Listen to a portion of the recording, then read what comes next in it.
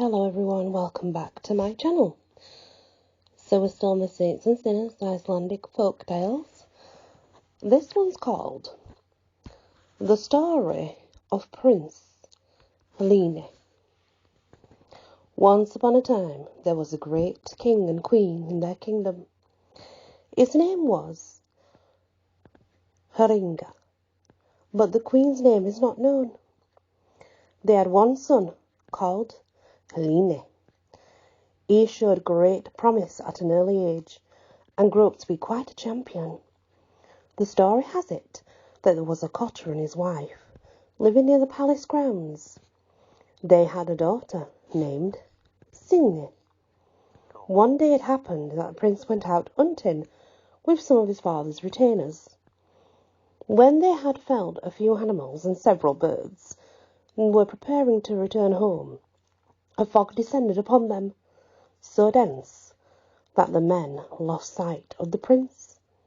After searching in vain a very long time, they went back to the palace and told the king they had lost Halini and couldn't find him. Nowhere, not anywhere. The news greatly saddened the king. The day after, he sent out a large party of men to look for his son. They searched until evening without finding him, and this went on for 3 days or more. Halini was nowhere to be found. The king became sick with grief, and he took to his bed. He let it be known throughout his realm that whoever could find his son would be rewarded with half his kingdom. When Signy heard of this, she told her parents and asked them for food and new footwear, which they gave her. Immediately she set off. She walked for the better part of the day, and towards the evening, then she came upon a cave. Entering it, she saw 2 beds, one embroidered with silver and the other with gold. When she looked closer, she saw the prince lying in the gold embroidered one. She tried to wake him but couldn't. Then she took a better look around, and she saw there were ruins.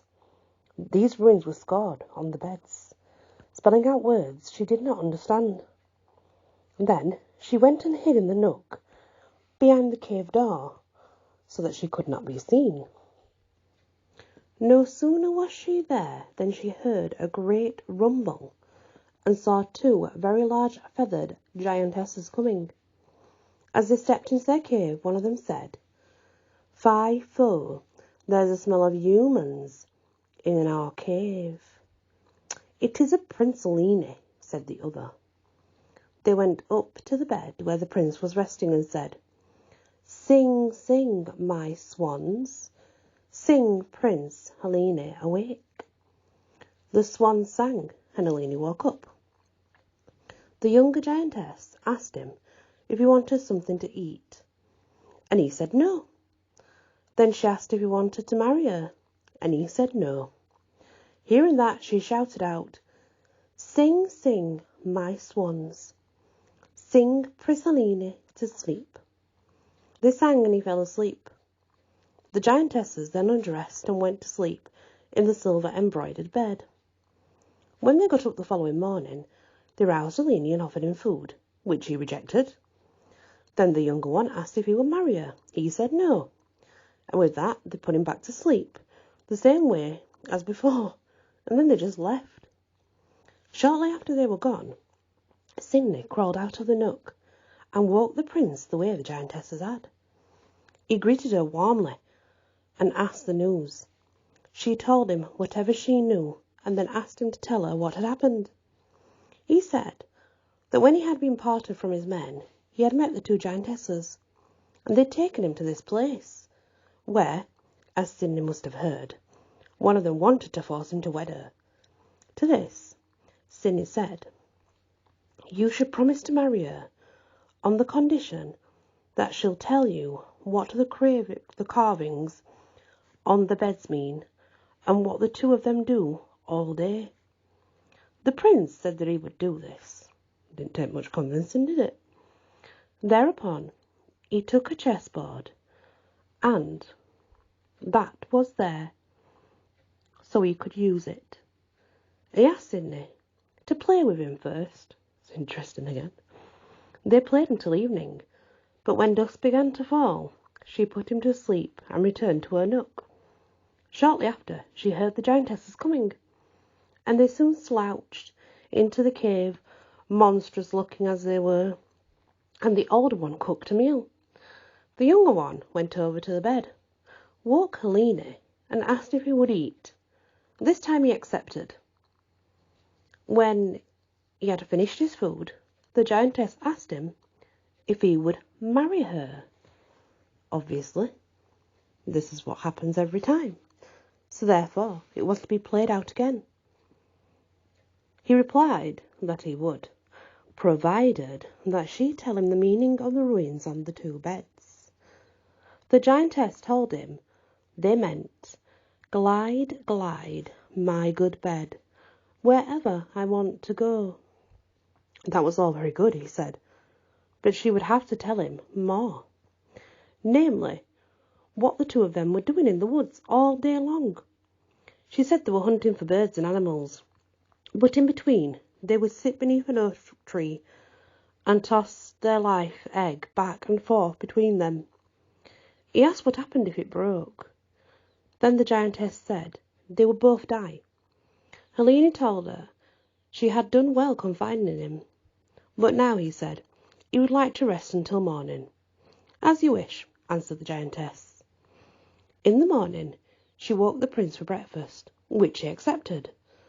Then she offered for him to come to the woods with them, but he told her he preferred to stay in the home.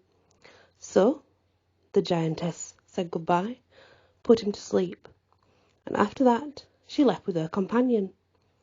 A good while after they had been gone, though, Cinny went to awaken the prince. "Now, let's go out to the woods where the giantesses are. Me and you. Take your spear with you, and when they start tossing that egg, throw the spear at it, and be sure not to miss. Your life depends on it."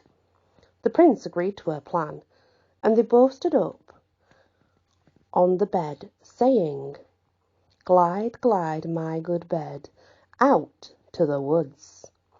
The bed took off at once and didn't stop until they reached a large oak tree in the woods. There Cinny and Halini heard a roaring laughter. Cinny told the prince to climb up in the tree. He did, and saw the two giantesses below, one of them holding a golden egg. She tossed it right to the other.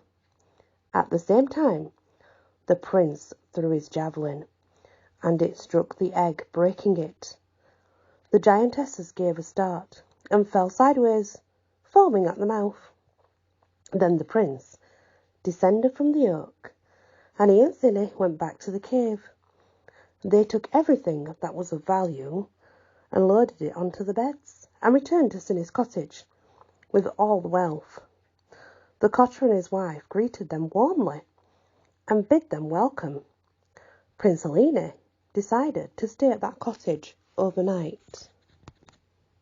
Early the next morning, Cinny went to the palace and stood before the king and hailed him.